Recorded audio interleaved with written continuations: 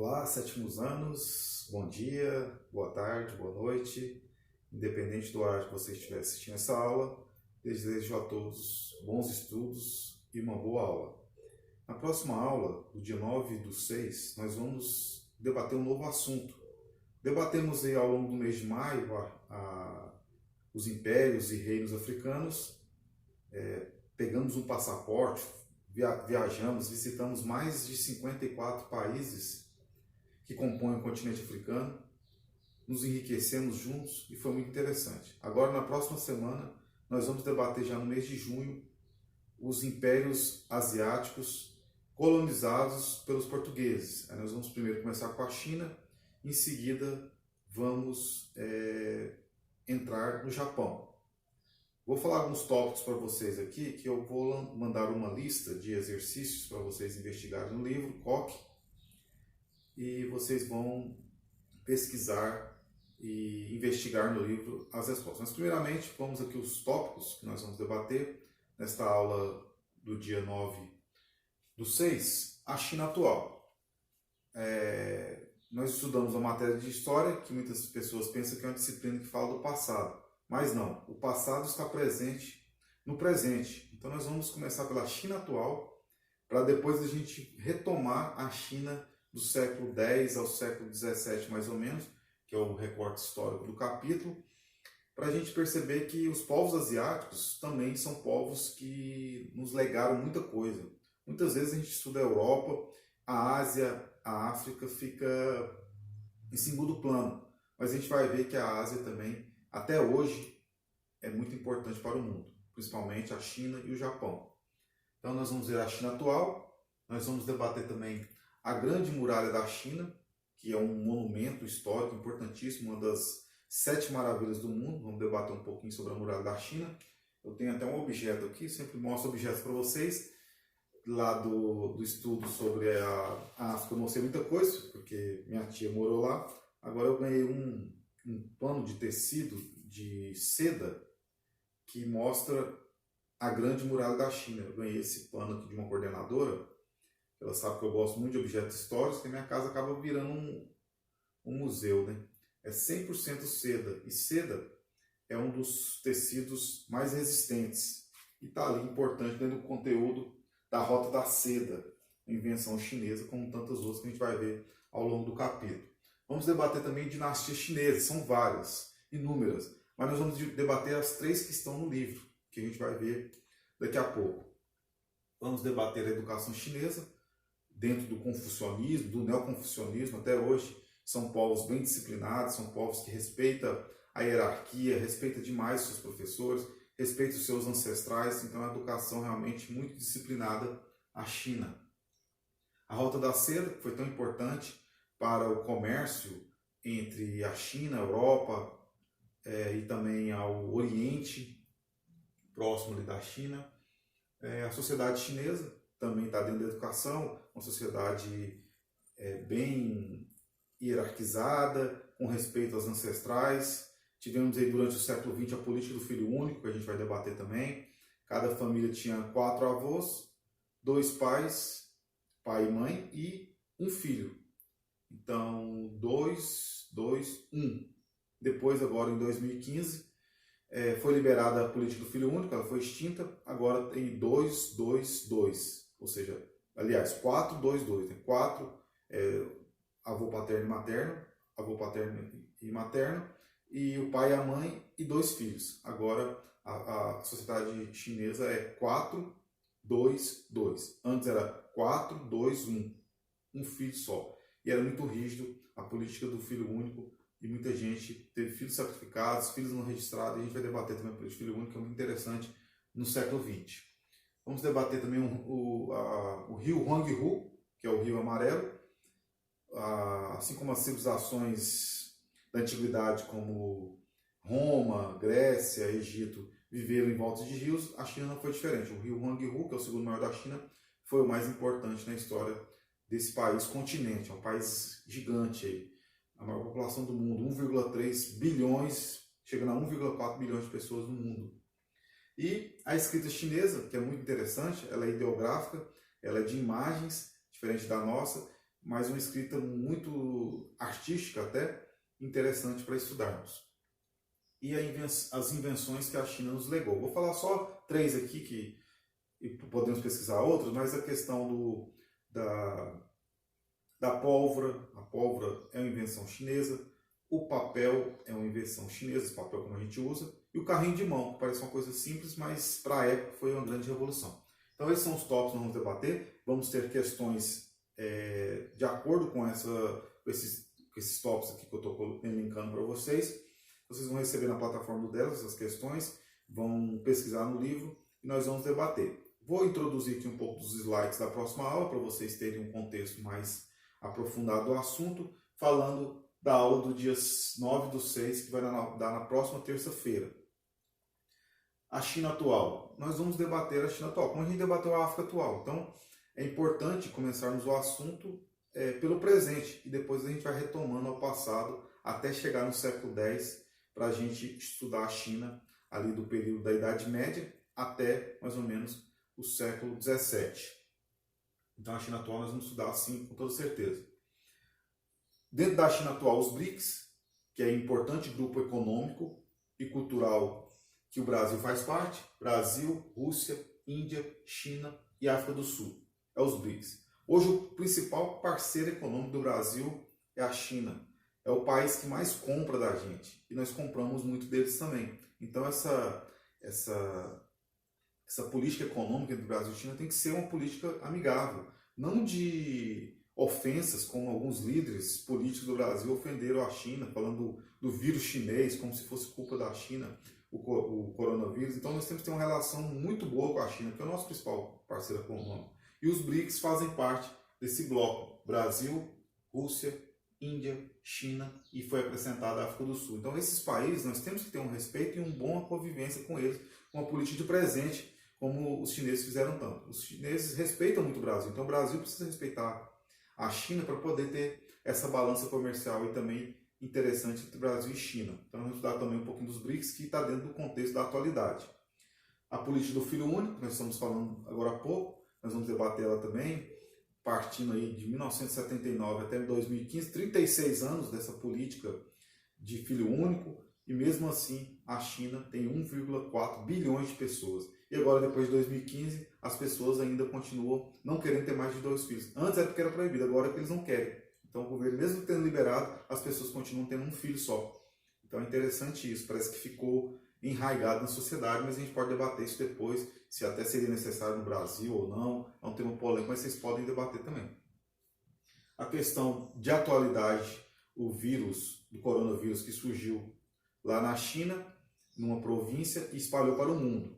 Muita gente acusou que era uma doença de laboratório, que a China queria dominar o mundo, mas seria uma burrice da China. A China é o país que mais vende e o que mais compra. Então ele ia atingir seus próprios parceiros comerciais. Eu acho que é uma visão um tanto quanto equivocada. Não concordo, acho que é um equívoco. A China, para você ver, teve menos mortes do que o Rio de Janeiro.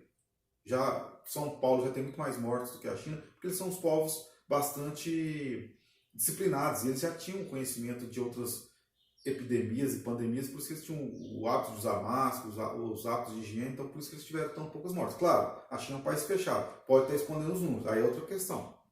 Mas eu acredito que eles tiveram um controle muito importante, como alguns infectologistas, alguns doutores falam, então tem que acreditar na ciência, não em achismos, não em fake news. Então nós vamos debater essa questão também da atualidade. A muralha da China, eu quero apresentar para vocês, 6.000 km² de extensão. Aqui dá para comportar 10 cavalos lado a lado, 6.000 km, passando por montanhas, passando por vales e até desertos. A muralha da China é a maior construção do mundo, 6.000 km. Parte dela foi destruída por reinos que eram contra a muralha, porque gastou muito dinheiro, muita gente morreu. Então é realmente um patrimônio da humanidade, esse grande monumento. Nós vamos estudar também a China, a Grande Muralha. E em 2008, a China sediou as Olimpíadas de Pequim. Eu me lembro, assisti essa abertura, tem disponível no YouTube, eu convido você a ver, é muito interessante. Vou tentar passar um pouquinho para vocês em alguma das aulas, mas vocês podem assistir. Foi uma aula de história. realmente é um povo espetacular, os chineses. Eles fizeram Olimpíadas que até hoje é considerado os efeitos especiais modernos. Ela começou no dia 8/8 de 2008, às 8 horas da manhã, aos 8 segundos e 8 milésimos de segundos. Porque eles são povos numerólogos, eles acreditam muito no poder do número. E o número 8 é o número santificado, já o 4, o número 4 significa morte. Eles não gostam de citar o número 4. Então é muito interessante conhecer a China atual através desta obra-prima que foi a abertura das Olimpíadas de 2008. Veja no YouTube, é uma aula de história, muito interessante, eu sugiro para vocês.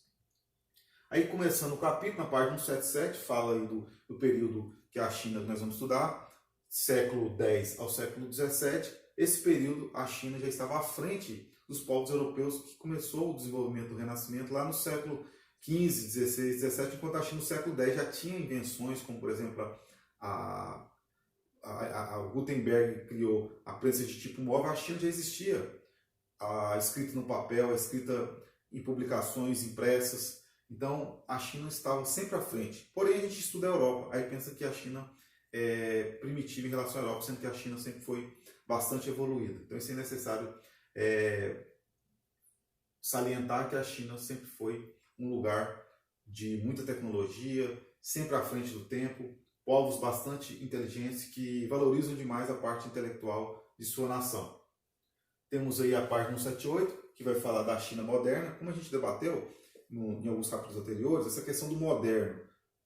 Tínhamos reinos africanos que eram modernos, tínhamos civilizações e dinastias chinesas que eram modernas, mas quem leva a fama do modernismo? A Europa. Então são termos criados pelos europeus dentro do eurocentrismo que nós temos que combater, porque tivemos outros povos avançados além da Europa, como por exemplo a China e também, como a gente viu, reinos africanos. Aí as dinastias que nós vamos estudar. A dinastia Song, que tinha ali como elemento principal o neoconfucionismo em suas diretrizes, buscando sempre aperfeiçoar a sua sociedade, criando exames para cargos públicos, que são chamados hoje de concursos públicos. Então é interessante a gente conhecer e até também se inspirar nos chineses em relação a isso. Temos a dinastia Yuan, que foi muito importante para os mongóis, que dominaram boa parte desse período e foram povos guerreiros que avançaram bastante a cultura chinesa. E temos a dinastia Ming, que foi a decadência dos mongóis, mas foi um período em que a China se fechou para o mundo e até hoje é um lugar muito fechado ainda para a imprensa mundial. Durante o século XX, bastante fechada, até que aconteceu lá a questão da lei do ópio, em que a Inglaterra lançou uma quantidade enorme de ópio para deixar os chineses viciados e depender da economia britânica, que foi uma lástima, acabou abrindo um pouco a China realmente. E vamos falar também da escrita chinesa, que é ideograma. Por exemplo, aqui a bicicleta é uma imagem, não é a palavra bicicleta escrita, mas um símbolo. É o 5, o 4, o sol, a chuva. Então é uma escrita praticamente artística, né? É uma escrita muito bonita, é uma escrita de ideogramas. Cada imagem é uma ideia, enquanto a nossa escrita tem que escrever alguns caracteres para ter uma ideia. A imagem da China da escrita mulher, você vê aqui que é mais ou menos o corpo da mulher. Então é uma escrita muito imagética. Então vamos estudar um pouquinho. Na página 179 do livro de vocês também tem sobre a escrita chinesa. A Rota da Seda, que nós vamos debater depois, esse importante entreposto comercial entre a Europa, Oriente, Médio e a Ásia, um lugar que até hoje tem comerciantes passando ali pela sombra da muralha da China para fazer comercializações, saindo de camelo lá do Oriente Médio, chegando até na China, essa rota comercial gigantesca. Nós vamos debater, nós vamos ler, vamos estudar. E a sociedade chinesa como um todo, cada dinastia teve a sua peculiaridade, a sua característica, mas de uma forma geral é uma sociedade bastante hierarquizada, aristocrática, voltada muito para a questão do confucionismo, da questão da disciplina, nos estudos, na vida. É uma sociedade que casa e não sai de casa, as pessoas ficam na mesma casa dos seus ancestrais, por isso que a preferência de ter poucos filhos para abarcar toda ali naquela casa. E vamos estudar a educação chinesa, até aprender com eles. São povos, como disse, já repetimos de novo a questão da educação chinesa, são povos bastante estudiosos, até de uma forma exagerada, se dedicam demais, por isso são povos tão prósperos, né? Mas tem muitos defeitos a China também. Como a África a gente mostrou muitos pontos positivos, porque a mídia mostra muita questão feia da África, a gente buscou as partes interessantes e lindas, a China também tem suas partes negativas que a gente vai enfatizar. Não vamos só mostrar o lado bonito, o lado interessante, o lado que temos que inspirar, mas também o lado que nós temos que não ter deles, né? Temos aí, durante o século XX, o Partido Comunista, hoje é um comunismo de mercado. Vamos debater um pouco a economia também da China, a educação, o confucionismo, né, o confucionismo. Então eu convido a vocês a aprofundarem. O livro tem muitos boxes, como na prática, que fala do neoconfucionismo, para ir além, papel moeda, os chineses inventaram. Então é um livro muito rico. Aproveitem bastante para ver aí também as invenções da China. Made in China, a gente pega um produto tá lá, Made in China, a pólvora, o papel, o carrinho de mão e a bússola são invenções da China. Muitos pensam que os povos árabes que inventaram a bússola. Não, os árabes aprenderam com os chineses e ensinaram os europeus. Então a bússola é uma invenção chinesa, a pólvora eles usavam para fogos de artifícios e o homem começou a usar para armas. Só depois que a China começou a usar nas armas, mas inicialmente era para alegria, para mostrar eventos festivos. Então vamos debater bastante, tem muito assunto, a questão do rio Huanghe, que é o rio amarelo, nós vamos debater também as questões fluviais e a importância do rio para a China e vários preceitos, várias ideias do confucionismo. A melhor maneira de ser feliz é contribuir para a felicidade dos outros. É um pensamento de Confúcio, que está dentro do confucionismo, dentro do neoconfucionismo, que é a filosofia de vida que os chineses levavam. O próprio confucionismo tem partes também que não são interessantes. Então, tudo tem um lado bom e um lado ruim. Então, o confucionismo é uma grande filosofia dos chineses. Então, vamos aproveitar, vamos estudar, vamos levar a sério os estudos, vamos conhecer a China, vamos pegar um passaporte agora, nós vamos na Ásia conhecer China e Japão nesses próximos dias agora de junho. Agradeço a vocês a atenção, fiquem firmes, vamos juntos vencer mais esse mês e em agosto, quem sabe, estaremos juntos nas nossas aulas presenciais, se Deus quiser, tudo vai dar certo, vamos começar a ter nossas aulas presenciais. Agradeço a todos pela atenção, estudem, façam atividades e tragam para a aula para a gente corrigir e debater. Hasta la vitória sempre. Bye bye, até a próxima aula.